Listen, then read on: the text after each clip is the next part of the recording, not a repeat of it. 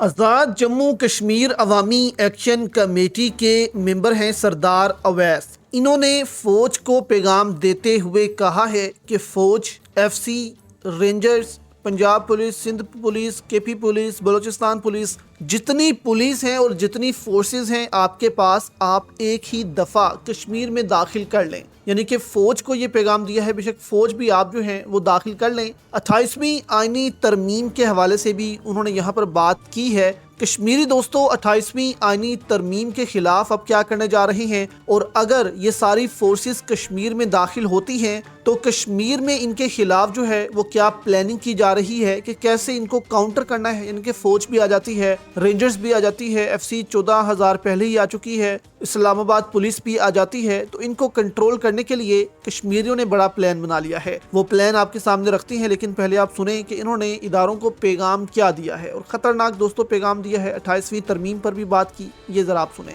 کہ آزاد کشمیر کے سپاہیوں، آپ ریاست کی پولیس ہو، ہم نے پہلے بھی یہ کوشش کی کہ یہ وردی داغدار نہ ہو۔ یہ ریاست کے لوگوں نے اپنے ٹیکسوں سے آپ کے جسم پہ سجائی ہے۔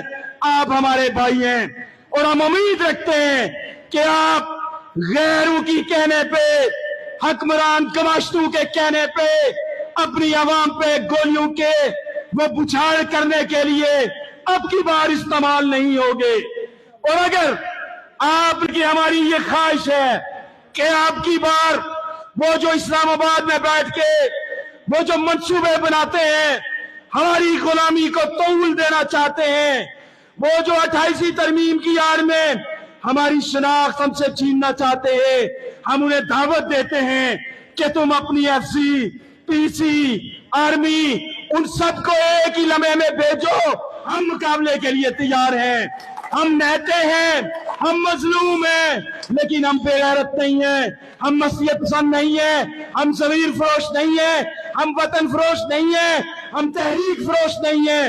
اس لیے ہم تمہاری گولیوں کے سامنے اپنے سینے پیش کر کے اپنی آنے والی نسلوں کو غیرت اور جرأت کی راہ دکھانا چاہتے ہیں۔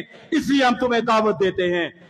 تو سنا دوستو، انہوں نے واضح کہا ہے کہ اب ہم کمپرومائز نہیں کرنے والے، ہم بزدلوں کی طرح نہیں جینے والے، ہم بہادروں کی طرح مرنے کو تیار ہیں، شہید ہونے کو تیار ہیں، اور اپنی آنے والی نسلوں کو ہم بہادری کا پیغام دے کر جائیں گے۔ اب یہاں پر دوستو 28ویں آئینی ترمیم کی بھی انہوں نے بات کی، یعنی کہ کشمیری بھی اس 28ویں آئینی ترمیم کے سخت خلاف ہیں، جس میں کشمیر کا سٹیٹس بھی کہا جا رہا ہے کہ اس کو بدلا جا سکتا ہے۔ کشمیر جو ہے اس میں بھی کچھ تبدیلیاں لائی جا سکتی ہیں، گلگت بلتستان میں بھی تبدیلی لائی جائے گی۔ تو اس قسم کے منصوبے جو ہیں وہ کشمیریوں نے بھی آپ کہہ لیں رد کر دیے ہیں، اور اگر 28ویں آئینی ترمیم آتی ہے تو پھر جس طرح کشمیری اب ان 12 سیٹوں کے خلاف نکلے ہیں، 28ویں آئینی ترمیم کے خلاف بھی کشمیری نکلیں گے، پہاڑوں سے پھر نیچے اتریں گے اور انقلاب برپا کریں گے۔ لیکن ابھی کشمیر میں انقلاب جو ہے وہ آ چکا ہے۔ اب ان کی پلاننگ دوستو یہ ہے کہ اگر یہ ساری فورسز آ جاتی ہیں، اب کشمیر کا علاقہ دوستو پہاڑی علاقہ ہے، پہاڑوں سے سڑکیں جو ہیں وہ گزرتی ہیں، کوئی میدانی علاقہ نہیں ہے، میدان بھی ہیں